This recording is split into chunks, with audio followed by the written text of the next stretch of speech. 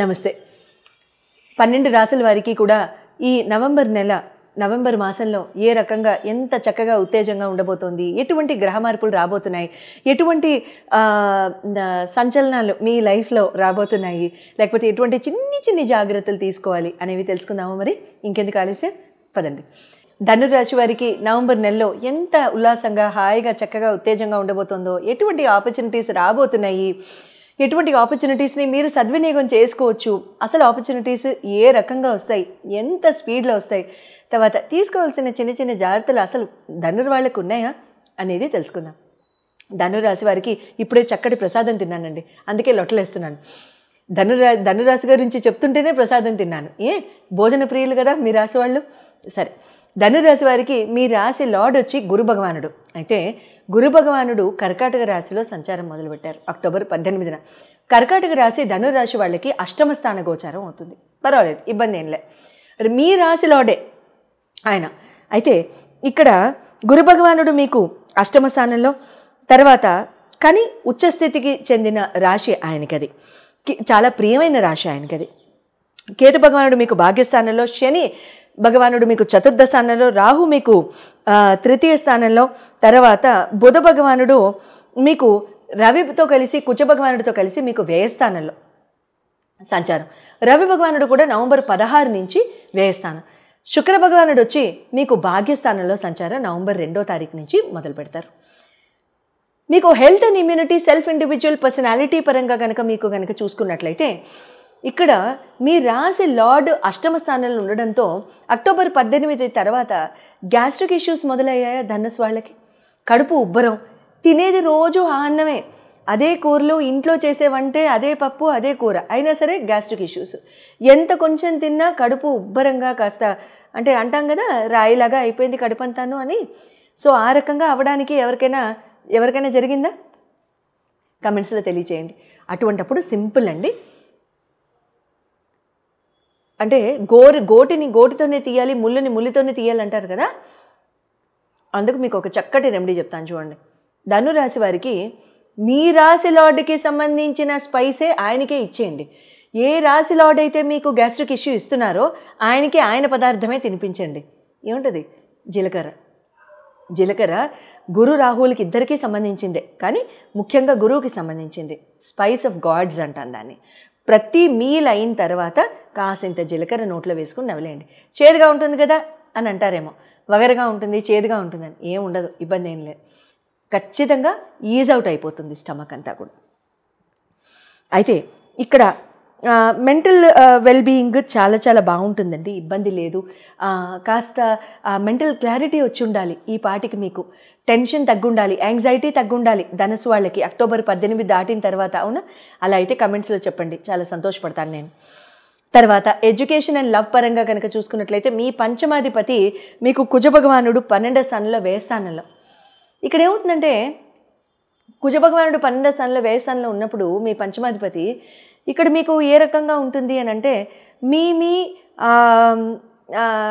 Education పరంగా మీకు ఇక్కడ ఒక రకంగా మీరు బాగా ఎనర్జీ డ్రైన్ అయిపోవడం, లేకపోతే చదువుకోవాలని శ్రద్ధ పెట్టాలనుకోవడం, ఆ శ్రద్ధ పెట్టకపోవడం, లేకపోతే బాగా టయర్డ్ అయిపోయి పెట్టడం, లాంటివి ఇక్కడ జరుగుతూ ఉంటాయన్నమాట.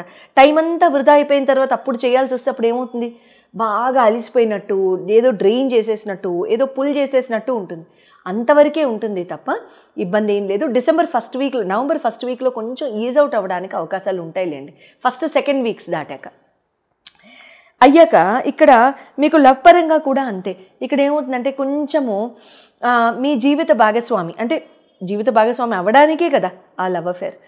సో ఆ లవ్ అఫేర్లో కూడా మీకు ఏమవుతుందంటే 12వ స్థానంలో ఇక్కడ ఏమవుతుందంటే కొంచెం మీకు మీరు ఎక్స్ట్రా ఎఫర్ట్ పెట్టడం, కాస్త ఆహ్లాదంగా మీరు ట్రై చేయడం, లేకపోతే ఆహా అనిపించే మూమెంట్స్ పరస్పరం ఒకరికొకరు ఇచ్చుకోవడం లాంటివి ఇక్కడ జరుగుతూ ఉంటాయన్నమాట. ఇక్కడ మ్యారేజ్ పరంగా కనుక చూసుకున్నట్లయితే మీ సప్తమాధిపతి బుధుడు అవుతాడు మీకు. బుధుడు 12వ స్థానంలో ఉండడం వల్ల ఇక్కడ ఏమవుతుందంటే కమ్యూనికేషను మీరు చేయాల్సిన అవసరం రావడం, చేయగలగడం లాంటివి కూడా జరుగుతూ ఉంటాయి. ఇబ్బంది లేదు, చక్కగానే చేస్తూ ఉంటారు, ప్రాబ్లం లేదు. ఎందుకంటే అదే వృశ్చికం మీద కేతువు కూడా చూపుంది, అదే వృశ్చికం మీద శనికి కూడా చూపుంది. ఇప్పుడు శని భగవానుడికి కేతు కూడా అక్కడే ఉన్నారులేండి, ఇబ్బంది లేదు. మీకు ఒక చిన్న టిప్ ఇస్తా. తెల్ల నువ్వులు నల్ల నువ్వులు రెండు కలిపి ఎప్పుడైనా మరీ కాస్త చిరాగ్గా ఉంది అనుకున్నారు అనుకోండి, తెల్ల నువ్వులు నల్ల నువ్వులు కాసిన్ని ఇన్ని తీసుకుని చుట్టూతా తిప్పేసేసుకుని 7 సార్లు యాంటీ క్లాక్ వైజ్ డైరెక్షన్లో ఫ్లష్ చేసేసేయండి. లేదా ఫ్లష్ వద్దు, సింక్లో వేసేసేయండి, ఎవరు తొక్కని చోట వేసేసేయండి, డ్రైన్ చేసేసేయండి వాటిని. అప్పుడు మీకు అమ్మయ్య అన్నట్టుగా అనిపిస్తుంది.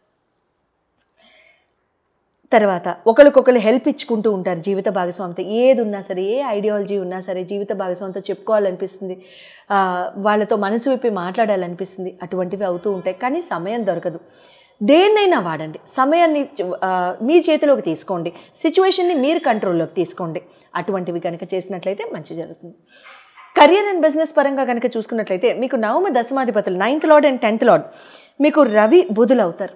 ఇక్కడ రవి బుధులు కూడా, రవి ఇప్పుడు లాభస్థానంలో ఉంటూ కూడా 12వ స్థానానికి వెళ్ళడం, బుధుడు ఆల్రెడీ 12వ స్థానానికి వెళ్ళడం.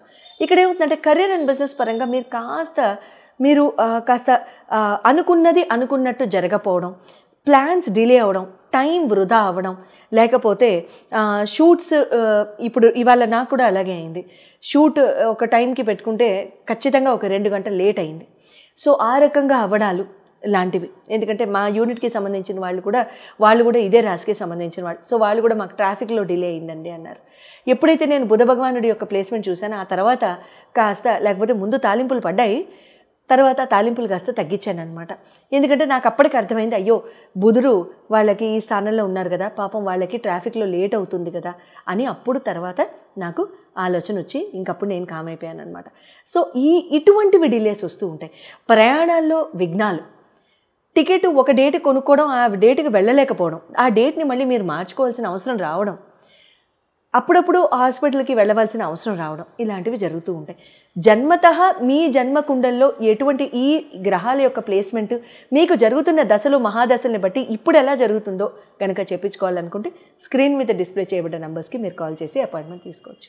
శుభం భూయాత్. కార్తీక మాసంలో వచ్చే సోమవారాలు, శనివారాలు, కార్తీక మాసంలో ముఖ్యంగా మనం ఈశ్వరారాధన, దామోదర ఆరాధన, తర్వాత వైష్ణవ ఆరాధన ఈక్వల్గా చేస్తూ ఉంటాం. శివకేశవులకి ఎప్పుడు కూడా భేదం లేదు, అండ్ ఆ భేదాన్ని ఎప్పుడు కూడా మనం పాటించకూడదు అనేది నేను ఎప్పుడూ చెప్తూ ఉంటాను, అంతే కదా. సో సోమవారాలు, శనివారాలు, తర్వాత ఏకాదశులు, తర్వాత పౌర్ణమి, కార్తీక పౌర్ణమి, ఆ రోజు గురునానక్ జయంతి కూడా వస్తుంది. కార్తీక పౌర్ణమి తర్వాత కార్తీక అమావాస్య ముందొచ్చే చతుర్దశి, తర్వాత అమావాస్య రోజు పొలాల అమావాస్య, ఇలా దామోదర ద్వాదశి అంటే కార్తీక దామోదర ద్వాదశి అంటాం, కైసిక ద్వాదశి అంటాం. ఇలా తులసి వివాహము, ఇంకా చెప్పుకుంటూ వెళ్ళిపోతే ఇంకా 30 రోజులకి 30 ఈవెంట్లు, 30 చక్కగా మనం చేసుకోదగిన పూజలు మనం డిస్కస్ చేసుకుంటూ ఉండొచ్చు. అందరికీ ఉపయోగపడేలాగా మనకి వచ్చిన ఏ కొద్దిపాటి చిన్న చీమంత గోరంత కష్టం అనుకుందాం, గోరంత ఇష్యూ అనుకుందాం, ఆ గోరంత ఇష్యూని కూడా తీసేసేయడానికి, తర్వాత పెళ్ళి కాని వారికి చక్కగా, ఎంతో చక్కగా మీరందరూ కూడా శ్రవణం చేసినా చదివినా సరే, అంటే శ్రవణం అంటే విన్నా చదివినా సరే మీకు ఎంతో చక్కగా మంచి మేలుని చేకూర్చే శివమహత్యం కథ ఈరోజు చెప్పుకుందాం. అయితే శివమహత్యం కథలో పూర్వము శివయ్య రాజేశ్వరి అనే బ్రాహ్మణ దంపతులు ఉండేవారట. వారు ఎంతో పాపం ఫైనాన్షియల్ ప్రాబ్లమ్స్లో వాళ్ళు అలా ఉండడం వలన ఈ శివయ్య అనే బ్రాహ్మణుడు తిరుపతి క్షేత్రానికి వెళ్ళి చక్కగా ధనార్జన చేసుకుందామని బయలుదేరతాడు. అయితే ఒక ఋషీశ్వరి ఎదురై, నాయన నువ్వు తిరుపతి దాకా వెళ్ళిన తర్వాత నీకు స్వామి దర్శనం అవుతుంది, కానీ ధనార్జన ఎలా చేస్తావు, అలా కుదరదు, కాబట్టి నీకు శివమహత్యం కథ చెప్తాను, ఆ వ్రతం కథ ఎప్పుడు నువ్వు చక్కగా చేసుకుంటూ ఉండు, నీకు నిత్యం శుభం జరుగుతుందని చెప్పి ఆ శివమహత్యం కథ చెప్తాడు.